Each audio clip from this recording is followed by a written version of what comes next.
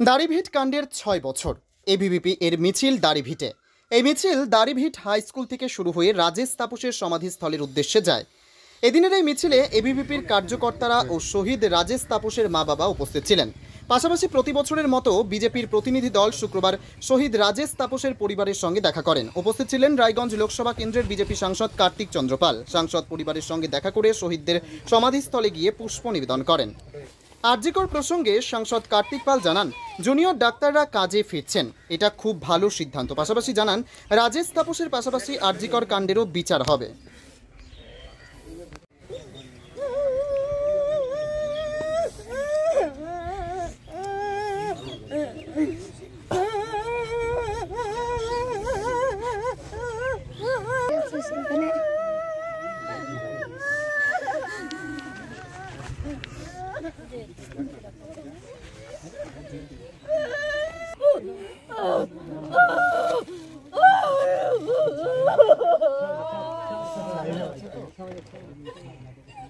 হ্যাঁ, আমরা এখনো আশাবাদী কোর্টের উপর। কোর্ট যেহেতু ৬ বছরে আমাদের এনআই তদন্ত দিয়েছে, এবার এনআই তদন্ত করে আমাদের বিচার পাইয়ে দিবে, এই আশায় আছি আমরা। বর্তমান রাজ্য সরকার কিভাবে পাশে দাঁড়িয়েছে?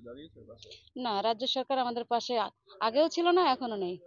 ৬ বছর অতিক্রান্ত হলো, তাদের ভূমিকা কি, কতদূর কি করেছে?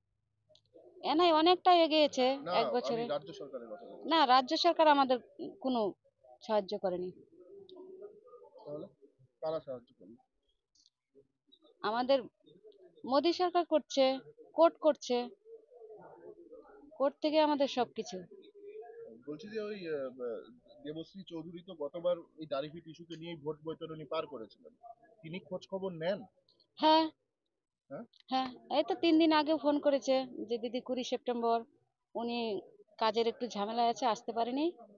তো তার পরিবর্তন আমাদের এখন কার্তিক বাবু, উনি এসেছে, উনি আমাদের খোঁজ খবর নিয়েছে।